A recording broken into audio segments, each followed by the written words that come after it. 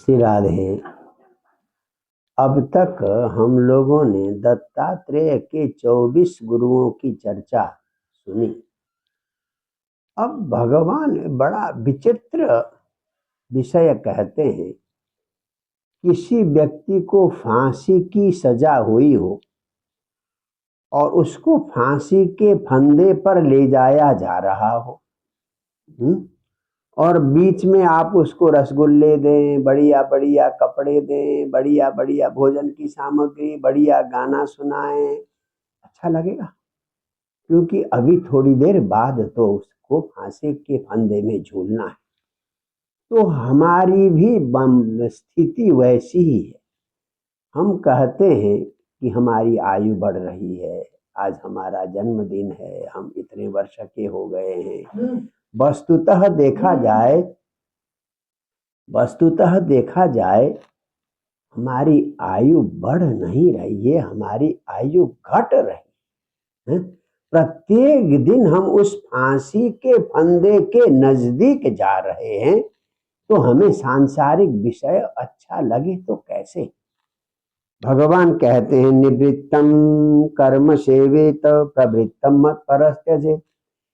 निवृत्ति परायण, जिससे परमात्मा की प्राप्ति होती है, संसार से निवृत्त हुआ जाता है, उस कर्म का सेवन करे। और मत पर प्रवृत्ति, अगर प्रवृत्ति पर कर्म करना है तो भगवान को यज्ञ याग आदि करना है, नैमित्तिक कर्म करना है, जन्मोत्सव आदि करना है, विवाह उत्सव आदि करना है, तो आप करें तो सही, पर मत पर समस्त कर्म का फल भगवान को अर्पण करें। तो ऐसा प्रवृत्ति परक कर्म भी निवृत्ति परक ही हो जाता है। और यमान अभीक्षणम सेवेत, यम कहते हैं हमारी इंद्रियों को और मन को नियंत्रित करने के जितने साधन है वो यम।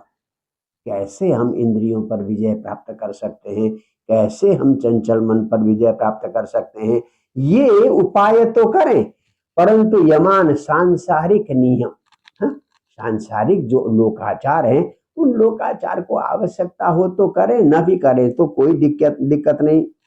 तो मत पर क्वचित, अगर सांसारिक नियम भी करे तो उस नियम के पालन का फल परमात्मा को अर्पण करें, अपने पास न रखें। मतलब तो इसके लिए साधन के लिए गुरु बनाना आवश्यक है। ये भगवान उद्धव को कह रहे हैं, मदभिज्ञम गुरुम शांतम शांतम उपासित मदात्मकम। जो परमात्मा के स्वरूप को जानता हो, शांत हो, और जिसने अपने आप को परमात्मा को अर्पण कर रखा हो, परमात्मा का हो, ऐसे गुरु को गुरु के पास जाकर रहना चाहिए। ऐसे गुरु से दीक्षा या शरणागति लेनी चाहिए। गुरु के पास रहते हुए अमानी अमत्सर, अभिमान नहीं करना चाहिए। दूसरों पर मात्सर्य, चिड़चिड़ाहट नहीं होनी चाहिए, ममता नहीं होनी चाहिए, दृढ़ सौहृद, सबके प्रति मैत्री भाव होना चाहिए। पत्नी है, अब पुत्र है, घर है, जमीन है, अपने स्वजन है, धन है, इन सब के प्रति इनका उपभोग करते हुए भी उदासीन, इनके प्रति ज्यादा लगाव नहीं करना चाहिए, सबको बराबर देखना चाहिए। तस्मात् जिज्ञासयात्मानम आत्मस्थम केवलम परम, अपने पास विद्यमान आत्मा की जिज्ञासा करनी चाहिए। परमात्मा हमारे पास ही है, कहीं बाहर दूर ढूंढने की जाने की लिए जरूरत नहीं। तो कहते हैं आत्मस्थम आत्मानम, हमारे पास ही है वो परमात्मा।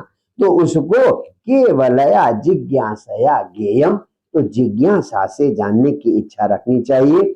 और इसके लिए जैसे यज्ञ में अरणि मंथन करके अग्नि निकाली जाती है, तो ये गुरु से दीक्षा लेना भी अरणि मंथन के समान है। आचार्यो गुरुराद्य स्यात् अंतैवासुत्तरायणी, नीचे की जो लकड़ी होती है अरणि मंथन, वो आचार्य है, और ऊपर जो रगड़ा जाता है वो है शिष्य। तो आचार्य गुरुराद्य से अंतेवासी उत्तरायणी, और तत्संधानम प्रवचनम, और जो हम हाँ रगड़ते हैं ताकि चिंगारी निकल जाए, तो वो क्या है, गुरु का प्रवचन, गुरु का उपदेश ही हमें अग्नि ज्योति प्रकाश है, ज्ञान रूपी प्रकाश प्रकट करता है। किससे?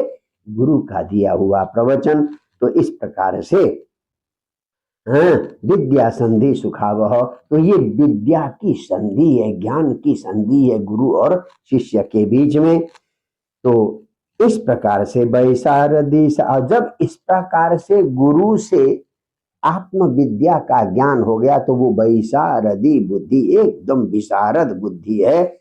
ऐसी बुद्धि गुण संप्रवृत्ता मायाम धुनोति, सांसारिक माया को वो दूर कर देती। जब ऐसी बुद्धि गुरु के उपदेश से, गुरु के प्रवचन से मिल जाती है, तो तब वो बुद्धि सारे सांसारिक कचड़ों को, उस कचरे को साफ कर देती है। तो इसलिए यही एकमात्र उपाय है, दूसरा उपाय नहीं है।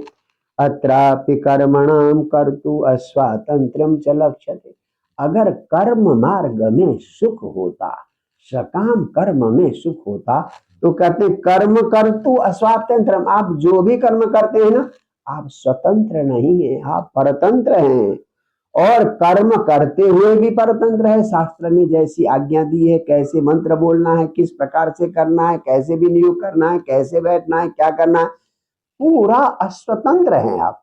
और जब कर्म सिद्ध हो जाता है, कर्म त्रुटि रहित होकर सिद्ध हो जाता है, तो सुख दुखयो भोक्तु, सुख और दुख का भोक्ता भी परतंत्र है। आपने पुण्य कर्म किया तो बाध्य होकर उस पुण्य कर्म का फल भोगना पड़ेगा। अगर आपने अपुण्य कर्म किया है, पाप किया है, तो आपको नरक का फल भोगना पड़ेगा। उसी प्रकार से आपने सकाम कर्म किया है कि मुझे स्वर्ग में जाकर इतने वर्षों तक आनंद से रहना है, तो ये रहना पड़ेगा, न चाहते हुए भी स्वर्ग का फल आपको भोगना पड़ेगा। तो वो भी विवश होकर, सुख भी आपको, स्वर्ग का सुख भी विवश होकर, जैसे विवश होकर नरक का सुख भोगना पड़ता है, तो ऐसे ही स्वर्ग का सुख भी विवश होकर भोगना पड़ेगा। तो भगवान गजब की बात कहते हैं, यदि प्राप्तिम विघातम च न जानन्ति सुख दुःखयो, व्यक्ति कब क्या करने से सुख मिलता है और क्या करने से दुख दूर होता है, कोई जानता नहीं।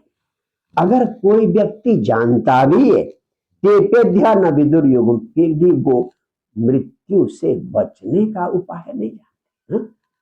सुख प्राप्ति का उपाय बेशक जानते हो कोई, दुख निवृत्ति का उपाय जानते हो कोई, परंतु मृत्यु से बचने का कोई भी उपाय नहीं जानता। वो कहते हैं, तो इसका मतलब मृत्यु तो अवश्य होनी है, कहीं कोई मृत्यु से बचने का उपाय किसी के पास नहीं, कोई मृत्यु से बच नहीं रहा।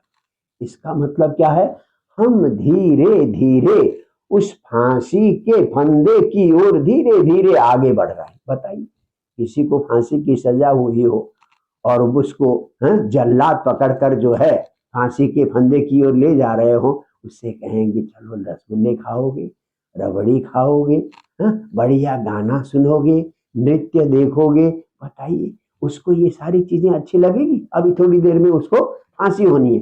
तो हम सब उसी फांसी की ओर जा रहे हैं, उसी मृत्यु की ओर धीरे धीरे आगे बढ़ रहे हैं। तो सांसारिक सुख सुविधा हमें कैसे अच्छी लगती है? तो ये तो केवल बेवकूफी है। तो कहते हैं देखने में तो अच्छी लगती है। तो सांसारिक सुख सुविधा भी दो प्रकार की, एक दृष्टम, एक श्रुतम। एक तो हमने संसार में देखा है, पैसे वाले कैसे गाड़ी में चलते हैं, कैसे 5 स्टार होटल में रहते हैं, कैसे बढ़िया कपड़े पहनते हैं, कैसे ठाट से रहते हैं, ये दृष्ट सुख है। और सुना है हमने स्वर्ग में ऐसे ऐसी अप्सराएं होती है, ऐसा कल्प वृक्ष होता है, पारिजात वृक्ष होता है, जो मांगो वही मिल जाता है। तो ये सारे सुख हमने क्या है, सुने हुए हैं, देखे नहीं। तो कहते हैं इन दोनों दुख में स्पर्धा, असूया, तिरस्कार, ये तीनों होंगे। आप संसार में अपार पैसा कमाएं, बहुत बड़ा पद भी मिल जाए आपको, तो आपसे ज्यादा पैसे वाला भी है, आपसे ज्यादा सुख भोगने वाला भी है। तो चाहे यहाँ पृथ्वी का सुख हो, चाहे स्वर्ग का सुख, स्वर्ग में भी आपने आपसे ज्यादा सुख भोगने वाला, तो आपके मन में स्पर्धा बनी रहेगी। उस अपने से अधिक वाले के साथ आप स्पर्धा करते रहेंगे, असूया करते रहेंगे, बताओ मुझे तो यही है और उसके पास इतना सारा है। हाँ, तो इसलिए वो सुख भी व्यर्थ है। जैसे सांसारिक सुख व्यर्थ है, उसी प्रकार से वो श्रुत जो स्वर्ग आदि का सुख भी व्यर्थ है। और इस सुख को कमाने के लिए बहुवंतराय काम, बड़े सारे विघ्न आते हैं। यज्ञ याग आदि करेंगे आप स्वर्ग आदि प्राप्ति के लिए, बड़े सारे विघ्न आते हैं। तो इसलिए अगर इतने विघ्नों को पार करके आपने सकाम कर्म कर भी लिया, तो स्वर्ग में कब तक रहेंगे? यावत तावत प्रमोदते स्वर्गे यावत पुण्यम समाप्यते। जब तक आपका पुण्य समाप्त नहीं होता, तब तक स्वर्ग में आनंद से रहेंगे। आपने 5 स्टार होटल में पैसे जमा कर दिए हैं, तब तक 5 स्टार होटल में आपकी चलेगी, आप आराम से रह सकते हैं, जब तक आपने जितना अमाउंट जमा कर रखा है। अमाउंट पूरा होते ही आपको वहां से निकाल दिया जाता है। उसी प्रकार स्वर्ग से भी क्षीण पुण्य पतत्यर्वा, पुण्य क्षीण होते औंधे मुंह नीचे गिरना पड़ेगा, फिर आपको हमारे यहाँ मनुष्य लोक में आना पड़ेगा। तो इसीलिए पशून अविधिना लाभ्य प्रेत भूत गणान यजन। अविधिना शास्त्र निर्देश से उल्टे पशुओं का वध करके, प्रेत पिशाच भूत आदि का यजन करके व्यक्ति नरकान अवसोगत विवश होकर नरक में जाता है, और भयंकर कष्ट भोगता है। इसलिए फिर दोबारा उसको जन्म मिलेगा, फिर ऐसे ही कर्म करेगा, फिर नरक में जाएगा। यही मनुष्य की गति है। देह मां भजते तत्र किम कर्म सुखम स्मर्त्य धर्मिण। तो इस मरण धर्मा मनुष्य के लिए सुख है कहाँ? हम तो केवल सुख की भ्रांति लिए बैठे हैं। तो कहते हैं भय तो सबको है, इंद्र को भी भय है, राजा को भी भय है, इंद्र वरुण कुबेर आदि को भी भय, और तो और ब्रह्मणोपि मद भयम, जिसकी 2 परार्ध तक आयु है उसको भी मृत्यु का भय है। इसलिए केवल और केवल गुरु के शरण में जाकर परमात्मा की जिज्ञासा करके भगवत प्राप्ति करना ही, भगवत शरणागति ही एकमात्र लक्ष्य है, एकमात्र सुख है। अन्य सुख किसी काम के नहीं है। जय जय श्री राम।